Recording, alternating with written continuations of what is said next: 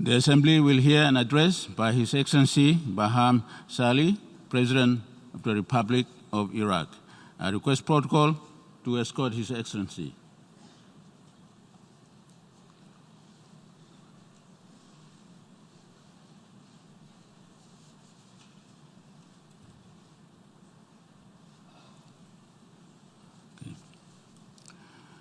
On behalf of the General Assembly, I have the honor to welcome to the United Nations His Excellency Barham Salih, President of the Republic of Iraq, and to invite him to address the General Assembly.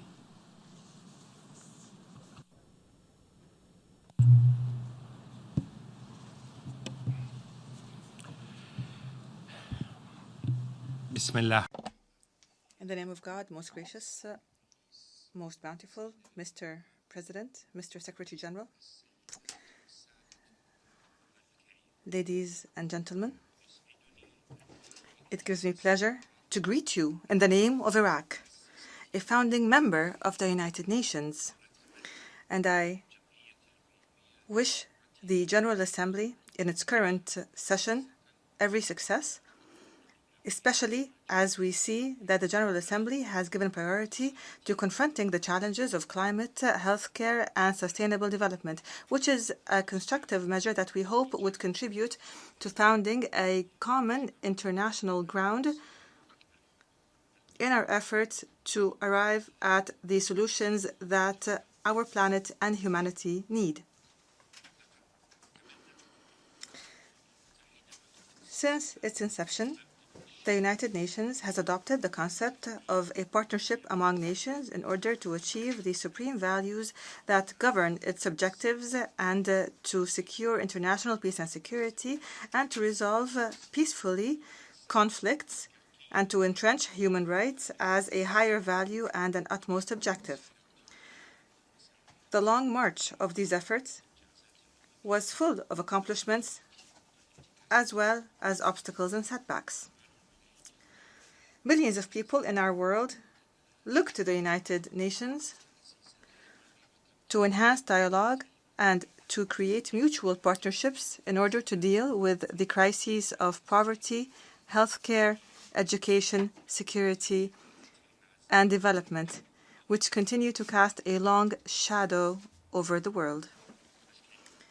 Esteemed guests, I speak to you today in this important gathering to tell you of the hopes and aspirations of our people, their aspirations to continue their efforts to confront terrorism, to defeat terrorism through offering a life of freedom and dignity to our citizens, or through bolstering security and providing services and securing economic growth and sustainable development, not just in Iraq, but throughout the Middle East. Terrorism has ravaged our country. Our country went through a difficult and dangerous stage, and there are those who expected the worst. The terrorist Daesh project was an evil plot to destroy Iraq and the region. The Iraqi people have offered great sacrifices through their armed forces, including the army, the Popular Mobilization Forces, the Peshmerga forces, and others, in order to secure freedom and to resist terrorism with the help and support of the international coalition and friends whom we thank and appreciate. History will testify that Iraqis, through their unity and through their steadfast resolve and through the large role played by the religious authorities, have succeeded in defeating this Takfiri project and in protecting the world from its evils. Iraq is now at the doorstep of important positive developments, be they in the security, political, or economic spheres. Developments in Iraq are taking a positive turn that we have not witnessed throughout the past years. This is a new direction that fills us with hope of a promising future. We must evaluate these important developments and we must build on them in light of the security stability that exists. We must take into consideration the Iraqi people suffering over 40 years because of oppression, because of campaigns of genocide such as the Anfal genocide, mass graves, the use of chemical weapons in Halabja, the drying of the marshes, and the destruction of the environment, the wars, the siege, the ravages of terrorism, the destruction of infrastructure, and corruption. Perhaps no other country has experienced what Iraq has experienced in terms of span, be it in terms of time or reach. And this stability is an important accomplishment that must be preserved and must not be forfeited. We also note the positive climate that exists in dealing with the accumulated problems between the federal government and the Kurdistan regional government on the basis of the constitution. We note the role of the United Nations office in Baghdad, which is important here, especially with regards to the files of Kirkuk and the disputed areas, and in helping us arrive at solutions in accordance with our constitution. Despite this, ladies and gentlemen, challenges continue to exist, and what has been achieved by our victory over terrorism still requires continued regional and international cooperation to combat this dangerous scourge and to deal with the conditions that have created an environment that allowed for its growth and its multiplication. Moreover, measures to rebuild the areas that have been damaged by the war on terrorism and to guarantee the return of IDPs are still in the early stages. There is an international responsibility here, some of whose features were determined in the Kuwait Conference on Reconstruction that was held in 2018 and which we hope to activate with the assistance of our brothers and friends. We must all not allow ourselves to be distracted from the importance of confronting terrorism in all its manifestations. A military victory on Daesh is important. However, we must be aware that there are still terrorist remnants that are trying to reorganize themselves. And we also note the existence of dangerous hotspots of terrorism and extremism in Syria and other states, not to mention regional tensions and conflicts in the Middle East constitute dangerous elements and create an environment that gives terrorism a margin of return.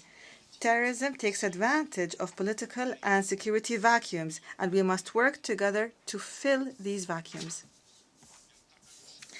The Middle East region witnesses conflicts and wars year after year. We must unify our efforts seriously in order to overcome the era of conflict to the era of renaissance. The continued tragic situation in Syria and the spread of terrorism and extremism in a nurturing environment requires us to exert practical efforts so that the Syrians would arrive at a permanent political solution that would guarantee stability and peace, and that would guarantee the rights of Syrians in peace and security and freedom, and give them the ability to determine their own future without any guardianship or interference. We would like to note the need to work diligently to reach a just and comprehensive solution to the Palestinian cause in accordance with international resolutions and in a manner that would guarantee the legitimate rights of the Palestinian people. We reiterate our solidarity with the Palestinian people in their suffering and in their legitimate right to establish their state, their independent state on their territory. Moreover, the recent decision to annex the Golan and the Jordan Valley is a blatant violation of international law and is an exacerbating matter that would only prolong this crisis and would deepen the wound that threatens the future of stability in the region and the world. The continued war in Yemen is a source of great concern in light of the security and humanitarian repercussions that are affecting the region.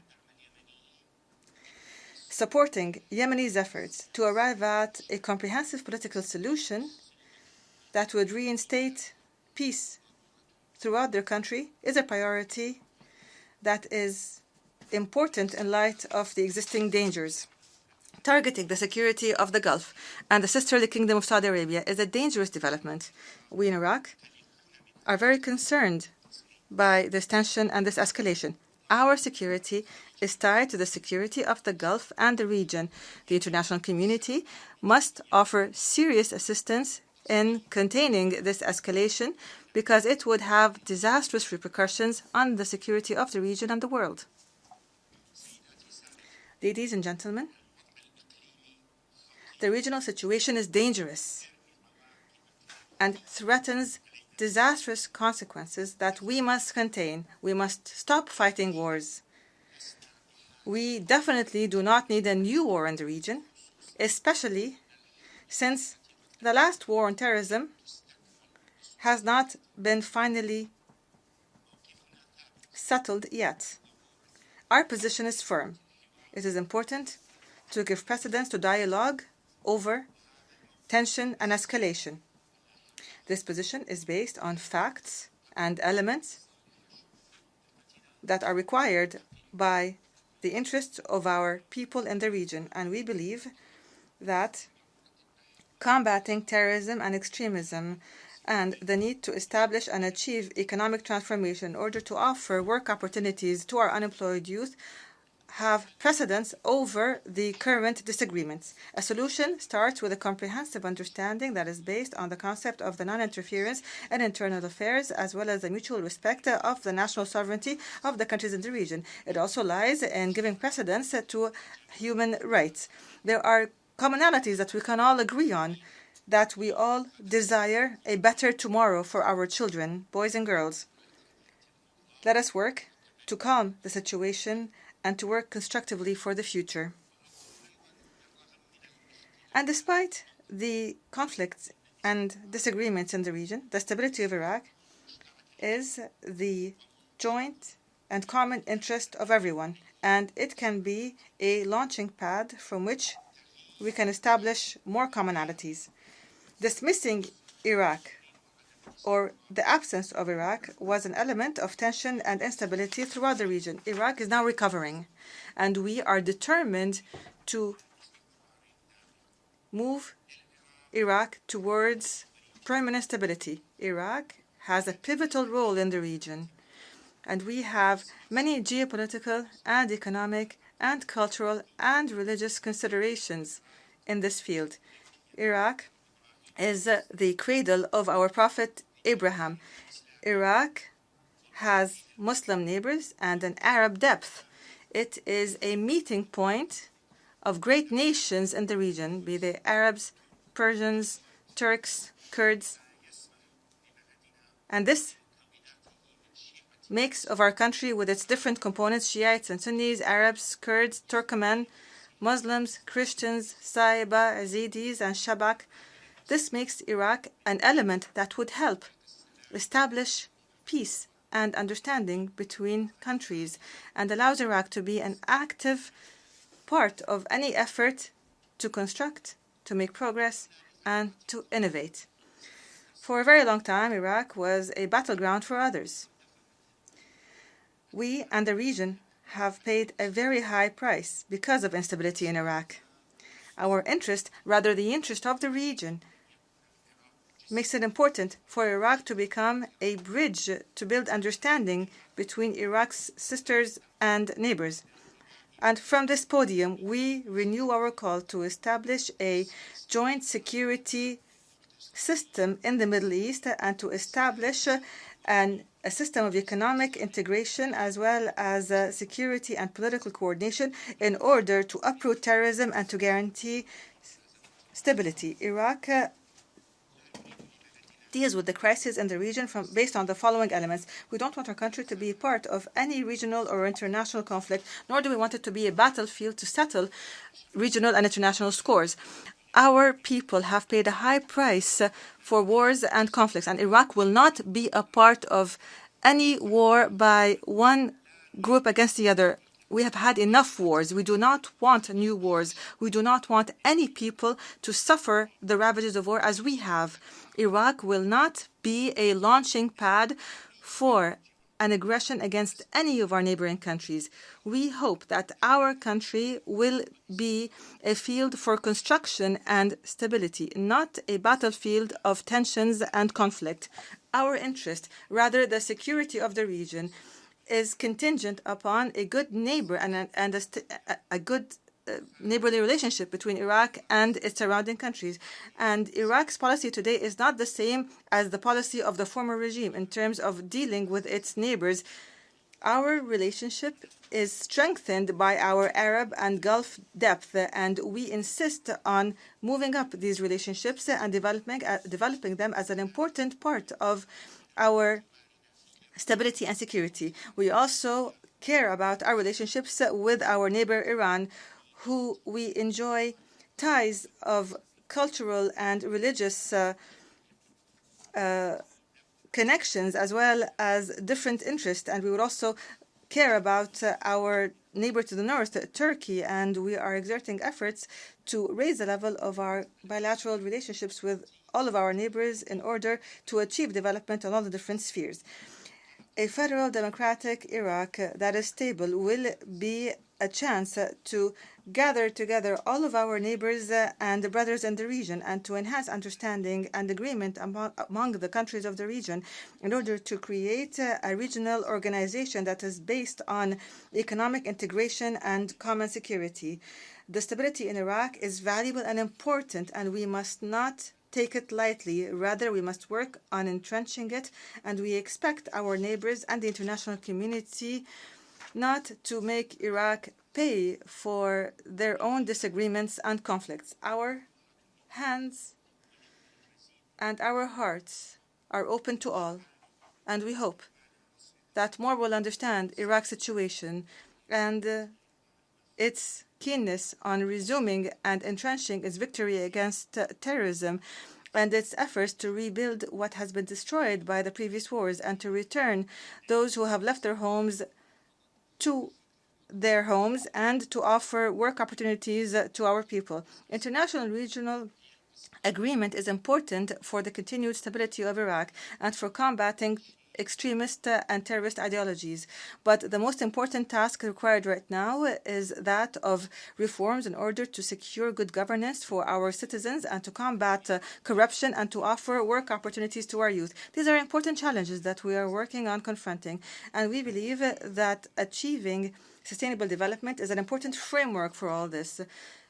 Working on developing the sectors of education, healthcare, and sustainable development is the sound track towards combating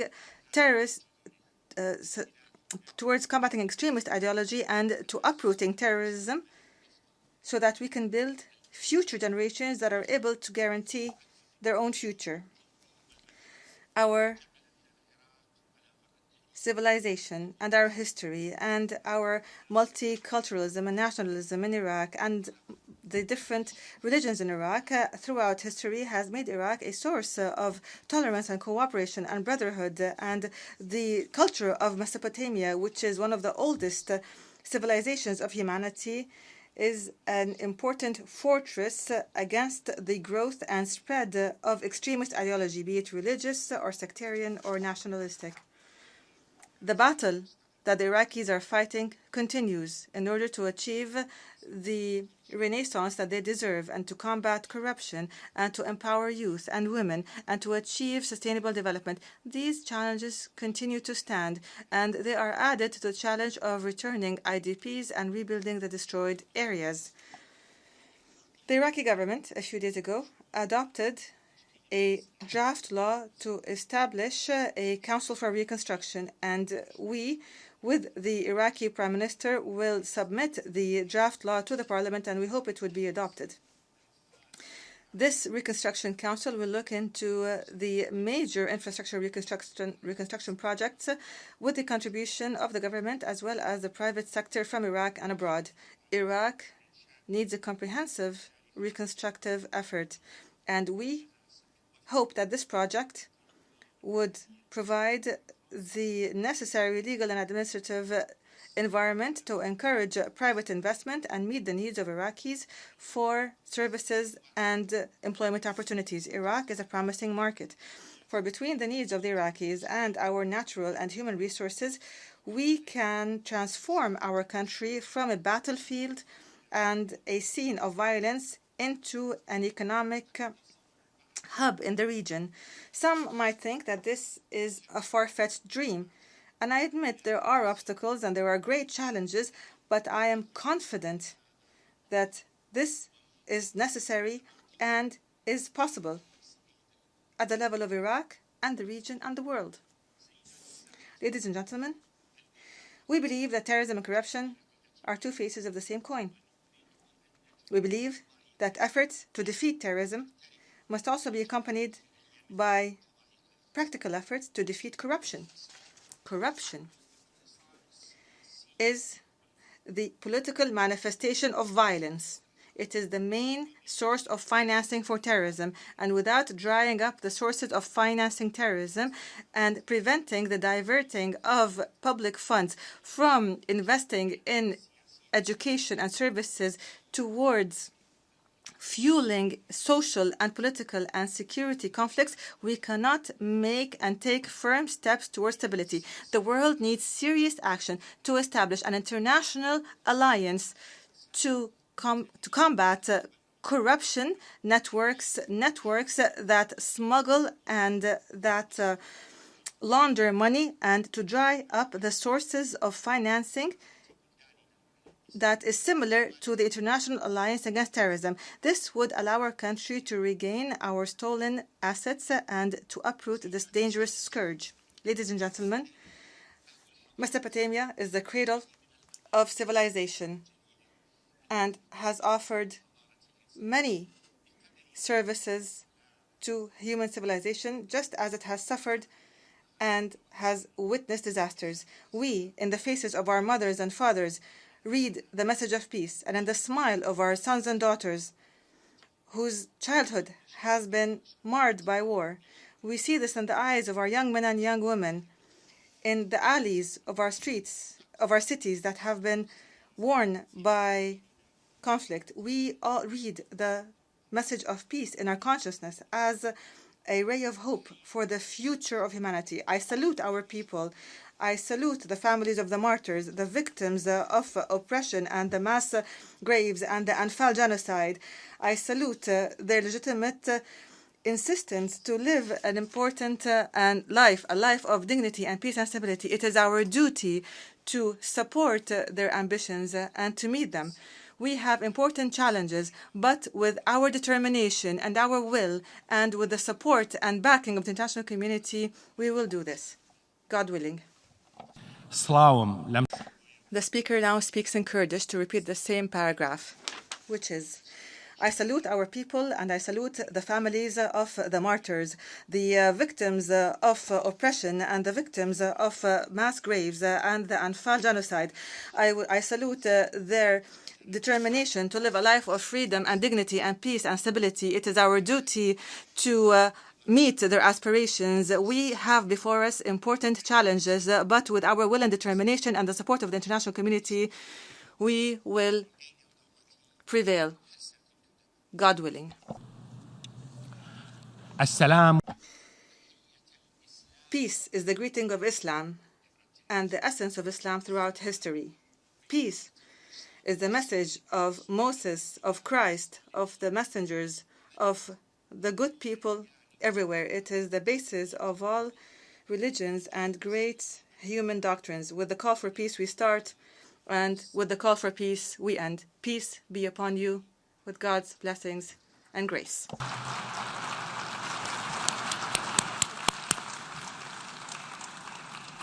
On behalf of the General Assembly, I wish to thank the President of Iraq for a statement just made. May I request representatives to remain seated while we greet the head of state.